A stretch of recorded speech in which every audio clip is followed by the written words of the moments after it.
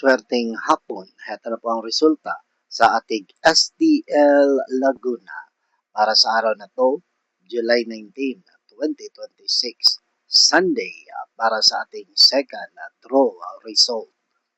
Mag-relax na kayo at heto na, ibibigay ko na ang resulta ngayong hapon. At para naman po sa ating STL Laguna second draw result, ang resulta ngayong hapon ay ang numero ito. Laging tandaan mga ka-STL, iwasan natin ang mga taong makikitid ang utak dahil ang taong makikitid ang utak ay hindi kailanman susubok sa kung ano man ang bago at lalong-lalo na hindi sila bukas sa pagbabago. Okay? Don't forget to subscribe Purple Green TV. Paki-like po. Thank you.